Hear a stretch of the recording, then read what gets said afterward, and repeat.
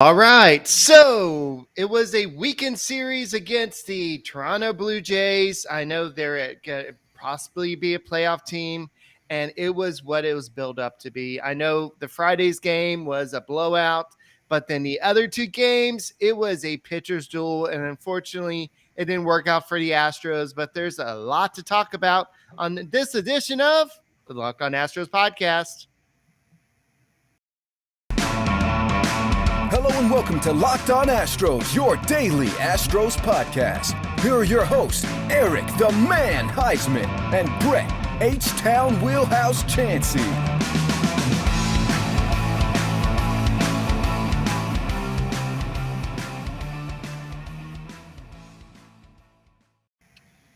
We are Locked On Houston Astros, and we hope that you join us for a daily Locked On Astros podcast. My name is Eric Huysman. You can find me on Twitter at Eric Talks Stros. Find the show at Locked On Astros, your team every day. Brett, where can I find you at? They can find me at H-Town Wheelhouse on Twitter and Instagram, and Astros411 on Twitter, Instagram, and Facebook. Always positive. ALCS preview. Yes, sir. Thank you. Always Stros. All right, today's episode is brought to you by BetOnline. BetOnline has you covered this season with more props, odds, and lines than ever before. BetOnline, where the game starts. And if you were to bet on this series, there's been a lot of things that who would have thought? Like, who would have thought that George Springer would have had 2 home runs against Luis Garcia? Yeah. Who would have thought that this game would have come down to George Springer making this great catch on Alex Bregman? There's just so much going on. And then Jeremy Pena made his first true rookie mistake by missing a bunt call. So there's a lot to kind of talk about this series, but the Astros played well. They won a shutout, a blowout game in Friday's game. And then it just, unfortunately, there's some bad plays in Saturday and Sunday's game that kind of led to the outcome, but they still had a great road trip. 4-3. That ain't bad. No, exactly. Yeah. Now, Friday night, I would say it was a slugfest. I don't know if I'd say a blowout because when the Astros got to 10 runs, right. And so when the Astros got to 10 runs, you were like, okay, maybe that's enough. And then when the Astros got to 11 runs, you're like, maybe that's enough. And it wasn't. And at the end of the day, it just didn't seem to be enough, but the Astros did score enough. They scored 11 runs to the Blue Jays 7. And I mean, it was an absolute slugfest. And that's what you expect from both of these offense when they're firing on all cylinders. Then you had the complete opposite these last 2 games. Like you touched on, George Springer, 2 solo home runs to beat the team by the slimmest of margins, 2-1. And then Sunday's game, it was a 1-run game again, which the Astros very much could have won. And the thing is, they kept the Blue Jays pitcher from getting a win under his belt. I mean, he's been absolutely dominant. I don't know, I forget how many innings he has in a row without a walk. He hasn't even gotten to 3-ball count against anybody this year. I mean, it's crazy what Gausman is doing with the Blue Jays. Looks to be every bit worth what they signed him for in the offseason. So their offseason moves worked for him outside of maybe Kikuchi. I don't know. He really is kind of a mixed bag of goods. But later on in the show, we're going to talk about Tucker. We're going to talk about Jordan. There's some really good things that came out of this. It's really important that you took 3 out of 4 from the Rangers. And why do I say that? Because they're the low man on the totem pole. They are very much the bottom of the barrel. And you know what? They just took 2 out of 3 from the reigning World Series champion Atlanta Braves in Arlington. They just beat the Braves 2 out of 3. So for us to beat them 3 out of 4, they're not going to lay down, but they don't really offer much competition. I liked what I saw. In this series. I felt like this series had a very strong playoff atmosphere. All right. Yes. And definitely this is something we're going to talk about. And thank y'all for making Locked On Astros podcast your first listen every day, whether it's on YouTube. Keep on subscribing to us. Make sure you go ahead, click that little red button, and make sure that you listen to us on Apple, Odyssey, Spotify, wherever you listen to your podcast. Check out the Locked On Astros podcast. And yeah, there's a lot of intense moments, a lot of like in a playoff game, the difference between a playoff game and a regular game is that those little details, the little mistakes come back and bite you in the butt. Mm-hmm. And that's what happened in today's game. Like when Framber Valdez had a no-hitter going, and then he ended up I know somebody reached on a fielder's choice, and then he kind of threw it wasn't a terrible pitch to Bo Bichette, but Bo Bichette ended up breaking up. It wasn't a strike. It was off the plate. It was high and outside. Like the fact that he hit that ball as hard as he did and as far as he did, I was actually shocked when I saw the replay. Yeah, so I know it was outside the zone, but it wasn't like it was still like outside where he could reach it. So, but yeah, obviously. But that pitch he was going for inside. He left it hanging outside, and good Lord, did he get a hold of that ball. And honestly, I didn't realize he had a no-hitter going into that inning. I wasn't even thinking about it. And I was like, oh crap, he just broke up a no-hitter. He only gave up 2 hits in the game in 6 and 1/3 innings. So it wasn't it's a great performance considering where he came from. Like what, 3 starts ago, 4 starts ago. This is a big turnaround for Framber Valdez. The pitching staff is looking a lot better. I know we have Jake Odorizzi going, I believe, in tomorrow's game, but this is the pitching staff is looking a little bit better. The offense is just not consistent enough. I know we'll talk about what Kyle Tucker is doing in a little bit, but going back to Framber Valdez, he did have 2 walks on game, and he was going toe to toe with Gausman. Gausman's one of the better pitchers in the league. He had 10 strikeouts in today's game. He pitched 7 innings, and then it just when somebody's pitching as good with the confidence that Framber Valdez was doing today, and for that matter, Luis Garcia yesterday, even though Luis Garcia, on Saturday, he didn't have his best stuff. He did give up those 2 home runs to George Springer, but he knew going into that start, he said, yeah, I don't have my best stuff, but he still pitched a great game. He only gave up the 2 runs. And so the Astros are wasting some good pitching matchups just because of the offense not being able to score a lot of runs.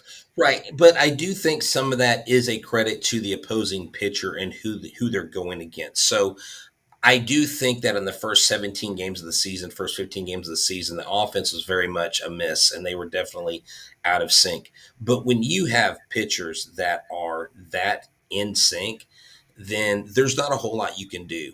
Chas McCormick actually has been phenomenal. Remember when we questioned his leadoff skills? He's been very good in the leadoff spot. And he, to me, Eric, is solidifying himself as a person to stay in Houston even when Myers comes off the IL. Chas McCormick right now has staying power. Jose Siri is on the outside looking in. He's on the bubble. And I thought Siri was slowly working him way into the mix just because I know they like his glove. But Chas McCormick offers you a plus glove, and he offers you, when he can make contact, he offers you a good bat, and he seems to do well with leadoff. Now, that's all going to change, obviously, when Jose Altuve returns on Monday. If they put him in the leadoff spot, I mean, he's down there. Well, I say in Sugarland, he's down there in Oklahoma City. He went 3 for 3 in his first game. He got another hit yesterday or today, I believe, and he looks like he hasn't missed a beat. Yeah, I believe that he went 3 for 7 during a 2-game minor league stint with the Sugarland Space Cowboys. He played full 9 innings in both games, and James Click says the hope is that he's activated tomorrow. All indications that he should be good to go. He has not played a major league game since April 18th, and we've seen Aledmys Diaz, Nico Goodrum playing second base. So it'd be good to see Jose Altuve out there. I believe that he even had a double in one of those games with the Space Cowboys. So it'll be good to see him back in the lineup. But which Jose Altuve are we going to be getting? We need Altuve that you can bet on to lead off and kind of just get you going. So let's talk about Bet Online. So betonline.net is your number one source for all your betting stats and sports info. Find all the latest sports developments, league reviews, and news. This year's basketball playoffs and the start of Major League Baseball season. BetOnline is your number one source for all your sports wagering information, from live betting to playoffs, esports, and more. I mean, if you just watched the NFL draft this last weekend, Green Bay finally got some wide receivers. Is Aaron Rodgers going to be able to put it together? Will Lovie Smith be able to field a team that wins more than 6 games? Who knows? We'll go to Bet Online. They will have all that information right there for you. So head to the website or your mobile device today and learn more about the trends and action going on. Bet Online, where the game starts. All righty. So I know there's a lot of people are saying there's been a lot of overreaction to Astros fans on Twitter. And I know a lot of people are overreacting on Facebook. This is what we do. We're so used to winning a lot of games. And so when the Astros are at 500, everybody's like, wait, what's happening? Right. Fix it. Fix it. Well, here's the thing. Okay, we're 500, but we're down Altuve. We're down Lance McCullers Jr. Kyle Tucker's finally coming around. Yordan Alvarez. I mean, these two guys are both looking like MVPs. Phil Matan has been shaky. I know Trev mentions that on here. He's like, what do you guys think about Matan? Matan has looked a lot more pedestrian than he has. Relief pitchers are going to go through that. People are going to get film on you. People are going to be dialed in on you. And so he's going to have to make those adjustments. I'm not worried about Phil Matan personally. I think he'll be fine. But this team, Eric, even at 500 and not full strength, imagine when we are full strength. Imagine when Altuve is hitting. We will get the Altuve of old. We will get the old form Altuve. We will get the uninjured. You're going to see regular season balls to the wall Altuve, who's going to get to the 300s pretty quickly with his average. He's going to stay healthy. He's going to be turning double plays with Jeremy Pena. And let me tell you, Jeremy Pena needs Jose Altuve on the field with him. His glove has been a little shaky lately. His average has dipped a little bit, but he's a rookie and he's going to go through that. But you know who leads the league in RBIs for rookies? It's Jeremy Pena. Yeah, and he was also tied for second last time I heard for defensive runs saved or something like that. Exactly. Yeah. He's actually one of the top in the league. He's 14 overall, I believe. Yeah. So if you're looking at going back to Chas McCormick and the whole discussion about him and Siri, who stays up when you have when Jake Myers is ready? Because I know Jake Myers is progressing a little bit. We have some notes on him in a second, but I think Chas McCormick is he is probably going to be on this roster. I don't think Jose Siri has done enough. I know he's an exciting player. Everybody likes to watch him play, and he does make things happen. But McCormick, what he's done over the last 5 games, he's kind of opened some eyes like, okay, this guy does have what it takes to maybe play some leadoff. And so I think the Astros will take some notice about this. But Goodrum did get 2 hits today, so that's a good thing. And Kyle Tucker, he's right now batting .250. Where the heck did this come from? His OPS is 737 right now. I mean, I want to just kind of do this. I know you want to go deeper into numbers, but when the road trip started, Kyle Tucker had a slash line of 127, 213, 236, 449. Now he's got a slash line of 250, 299, 438, and 737. So that's why we say you got to be patient with these guys, especially with somebody who's making hard contact like Kyle Tucker is. The time will come. Yeah, exactly. So Kyle Tucker, we know that he's just been hitting into bad luck. I know a lot of people have said, well, he's just having a bad year. He's off. No, historically, he's horrible in April. That's just who he is right now as a player. And until he changes that pattern, that will be kind of who he is. Some players start out slow, but let's look at this. I'm calling them the dynamic duo. And if you look at the numbers, and I'll read them out if you're listening by audio, you have Kyle Tucker and Yordan Alvarez. Kyle Tucker's average exit velocity, we're not really worried about that right now. It's 90.1. Yordan Alvarez is top 2% in the league at 95.5%. 95.5 miles per hour, top 2% of the league. But let's go across the board. Expected batting average for Kyle Tucker, 333, top 4%. Expected slugging percentage, 656, top 4%. His xwOBA, 300. His xwOBAcon is 432, top 5%. His hard hit contact percent is 41%. Now that's impressive. He's got 3 numbers in the top 5. But let me tell you, Jordan Alvarez, what he's doing. 95.5 again, top 2% exit velocity. 352 expected batting average, top 1%. Expected slugging, 693, top 3%. Ex-Woba, 429, top 5%. And an ex-Wo bacon, which I love calling it that because who doesn't like bacon? 514, top 1%. In hard hit percent contact, 63.3%, top 1%. This guy, these guys are both hitting like MVP award candidates. And Kyle Tucker has always been here, folks. He was just hitting into some unlucky situations. He knows how to hit, and praise to Kyle Tucker for not changing his approach, for not trying to become a slap hitter, for not trying to turn into Tony Gwynn, because he is Kyle Tucker. He is his own man. And this is what was coming. Some of us are short-sighted. And I have come into the understanding baseball metrics, Eric, deeper. And I've been real resistant to it because I'm like, it's kind of hard to wrap your mind around. But the bottom line is these expected numbers tell the real story of how players are evaluated and how you measure their value to a team. So we're 500 right now, and these guys are just getting started. Watch out, league, because enjoy first place Angels while you have it, because you're not going to have it long. Mid-May, I think we take it back.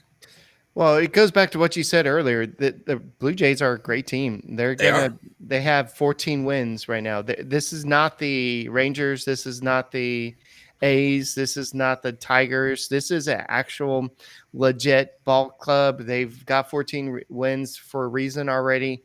And George Springer is a good reason why. We saw on Saturday his token leadoff home run. This guy just shows you constantly why the Astros should not have let him go. I know that in Friday's game, he didn't really do a lot, but he just makes his impact felt throughout the game, whether it's pumping people up in the field. And so with him in the dugout, in the field, and that played to kind of end the game today with Bregman up, where it could maybe tie the game or led to whatever would have happened. Who knows what would have happened? But it's just a frustrating situation that he just robs his former team of a potential win. But at the same time, you have to admire how good of a player this guy is.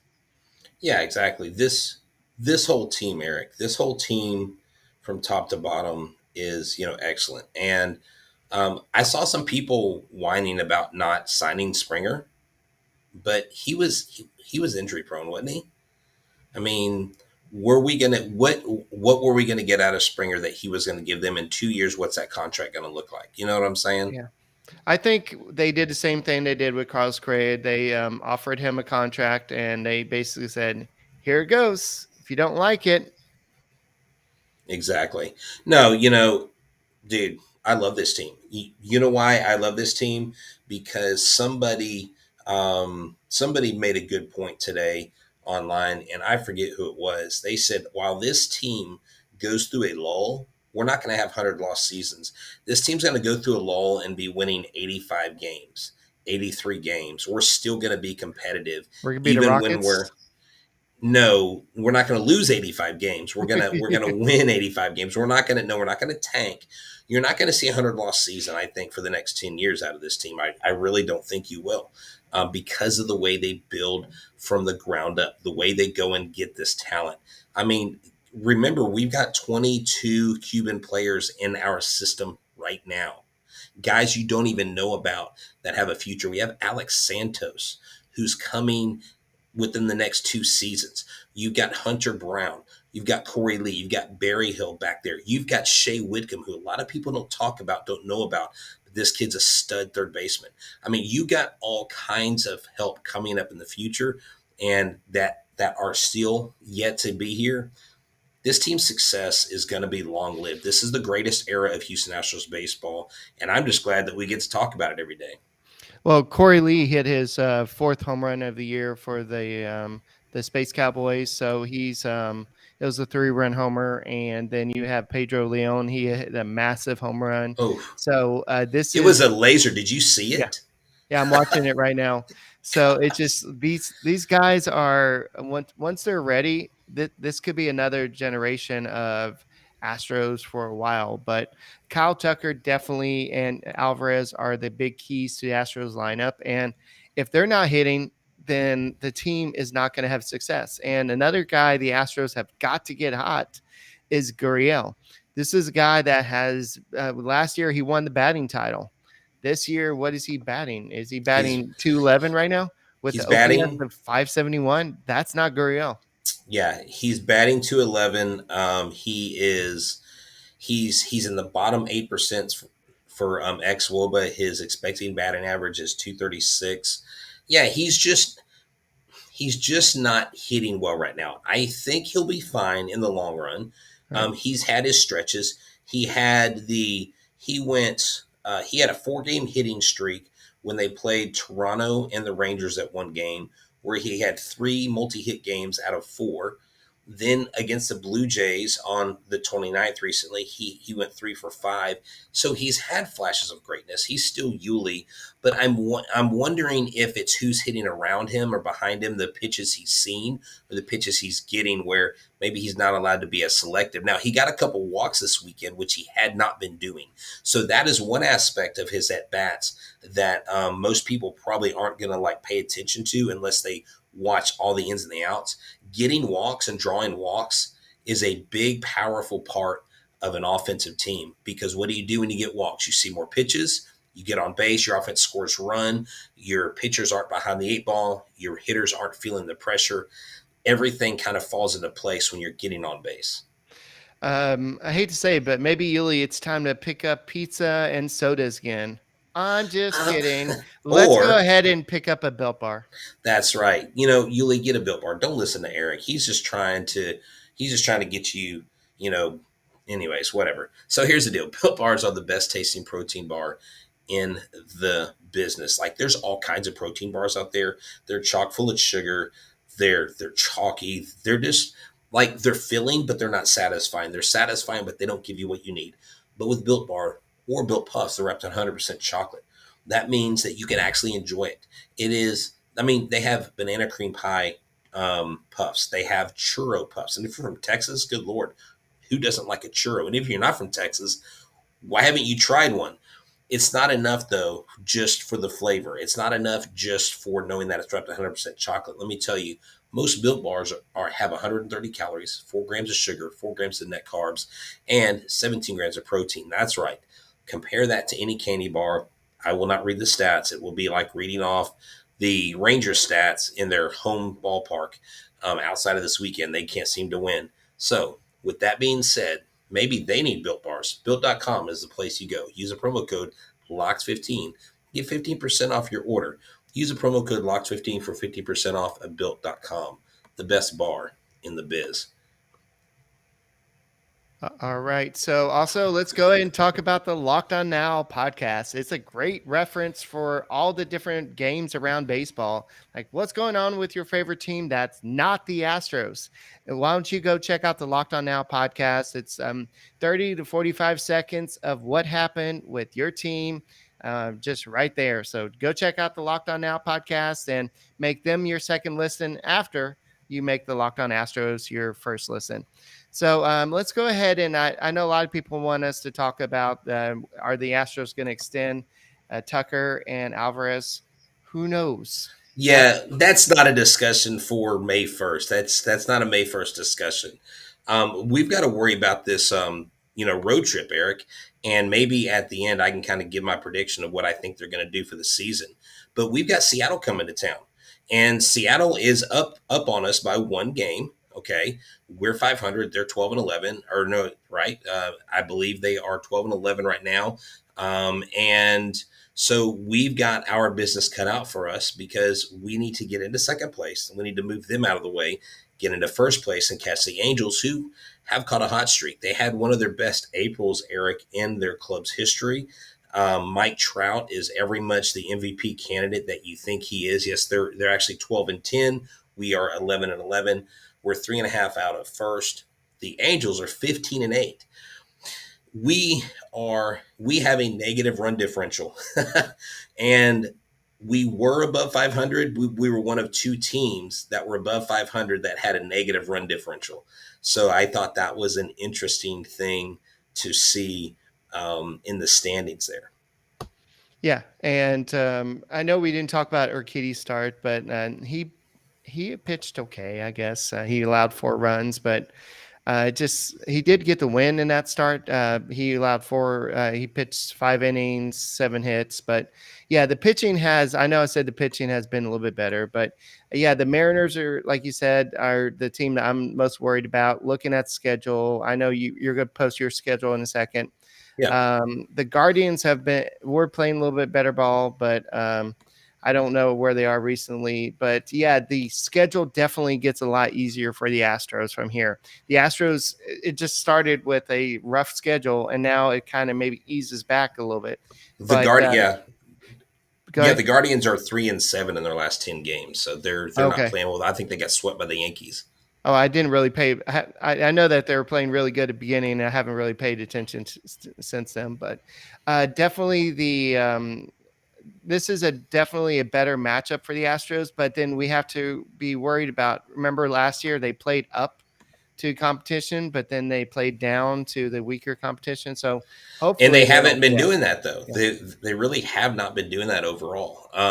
And we do play the Twins, like Mr. Corona says, and the former son of Houston, Carlos Correa. And so here I'm going to put up what I think the Astros are going to do in May, and I'm going to kind of give my prediction, and then we'll talk about the 3 pitching matchups that we have coming up Monday through Wednesday. Does that sound good to you? Mm-hmm. Go ahead. All right.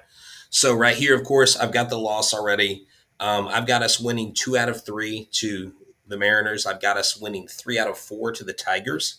I actually have us winning 2 out of 3 to the Twins. I have us sweeping the Nationals. Then I have us losing 2 in a row to the Red Sox and then getting a win before we leave Boston. Coming back to Houston, winning 3 out of 4 to the Rangers. The Rangers somehow find a way to beat us. Winning 2 out of 3 to the Guardians. Then winning 2 out of 3 out of Seattle. And then splitting with Oakland 1-1. That gives us 1, 2, 3, 4, 5, 6, 7, 8, 9 losses. And I believe that 21 wins, I believe. Okay. The Twins do have a 13-9 record. I just want to go make sure everybody knows that. They have a run differential of plus 23. The Guardians do have a 10-12 record. Maybe they have been struggling recently, but they still 18. They're still close to 500. Then who else do we got? We got the Mariners, like you said. Yeah. We got the Mariners. I think, 12-10, yeah. We've got them 3 games here, 3 games there, and I pick us to win 2 of those 3 games in that series. The Red Sox, wow, 9-14. For some reason I have them sweeping the Nationals, and then I have them losing 2 in Boston. I don't know why. I just felt, I don't know who the pitching matchups are going to be. Of course, this is me trying to be a fortune teller telling the future, but basically I have the Astros losing no more than 9 or 10 games this month. I think they really put the pedal to the metal, and I really believe that you see them overcoming the Angels. Now, he says right here, Brett's being realistic based on this team's consistency. Yeah, well, here's the thing. We will get better. We have gotten better historically. And once we get out of April into May and into June is when we typically can heat up and will heat up. And if Tucker and Alvarez are heating up, Altuve comes back. That's key. Having Altuve there in the clubhouse, having him healthy, that's going to be key. I think that's going to help Bregman. I think that's going to help Brantley. I think that's going to help Yuli. Chas McCormick, if he does his job. If Chas McCormick feels good in the leadoff spot, heck, put Jose Altuve second. Why not? Or put Bregman second, put Altuve third. But the pitching has to hold up. The starting pitching has, for the most part, been very, very good. The relief pitching at times has been suspect. But the roster goes down on Monday from 28 to 26 officially. Oh And yeah. so we will have to see, because Altuve's back. So we will have to see who Oh yeah. they Let's look are. at it. Yeah. So that there's going to be some downgrades to Sugarland, I guess. I don't know who they're going to take off of the list. I know some people are like, why don't they DFA Nico Goodrum? I mean, they just want to DFA anybody who they don't like right now. Of course, Nico gets 2 hits today, but they were non-consequential overall in the victory because the Astros failed to do that. So, I don't know who they're going to get rid of. I'm just going to let the Astros make their JJ moves. Madjevic is definitely going to be the first one to go Well, down. well, JJ's down because he's only there because Altuve. Yeah, Right. yeah, that's obvious. But I just don't know who those names are going to be. Man, it sure would be nice if they just made that 28-man roster adjustment permanent. So they're going down to 26 players, you said? Yes. Okay, so I would guess that Parker Mazinski has Okay. not Yeah. shown too much. And last man up, maybe Seth Martinez, unless they do. Probably those two. It'll probably be pitching casualties. It won't be Nico Goodrum. It won't be Jose Siri. Pedro Baez is gone. He made $12 million Right. made out like a bandit. Good Lord. I wish I could be that bad at my job and get paid $12 million. And no, it's not going to be Jake Odorizzi anymore because he No, actually he saved had his a life. he had a great start. We need to quit piling on Jake. Poor Jake, man. I really hope he does well. Not just yeah. because I'm going to be at the game tomorrow, but because he needs to do well, because this 6-man rotation is very effective. You notice they moved JB back a day even to give him like an extra day in the rotation. So I think it's faring well. And let me tell you something, Eric. JV is one of my top 5 early Cy Young candidates for AL right now. I mean, He's looking good. He's a league leader in several categories. He should be 4-0 right now. Just stellar stuff. Yeah, Gosman's looking pretty good. There's a couple other people that are looking pretty good. But yeah, if Verlander can pitch like this all year, that's great. But the question is when do the Astros start limiting his innings? That's something that we could talk about on a later show. Adam Morgan, he's a left-handed pitcher that the Astros signed to a minor league deal. He asked to be released, and so he has actually been released. So he is now a free agent, and so he's gone. And James Click has said that it's starting to look like that Jake Myers could be getting closer to some rehab games, but it doesn't sound imminent, but he's getting closer. Well, he's not expected till June anyways, I don't think. Right. No. So yeah, I wouldn't even, Jake, you just keep doing your thing, buddy. We just need you healthy. I can't wait to see Myers back on. But hey, speaking of this series, we got Odorizzi versus Gonzalez in game 1. We've got Javier versus Flexen in game 2. And that's right, Flexen, as Eric flexes if y'all aren't watching this. And game 3 is JV versus Brash. I mean, this is going to be, and that's a kid that we actually did fairly well against this last time. I really like the series against Seattle. Seattle did just lose, as Sam said, they did just lose 2 out of 3 to the Marlins. So maybe they're not playing their best baseball. Which Jake Odorizzi shows up though? You know what? I think he's still pissed off because he get booed last time he was pitching at Minute Maid? I think so. So he probably has a little bit of a chip on his shoulder. And it was this first Space City day, wasn't it? Wasn't it? See? The Space City thing came around. So let's hope that we don't have to say, well, we're not wearing these Space City jerseys anymore when Jake Odorizzi pitches. But, hey, always positive, always Stros, right?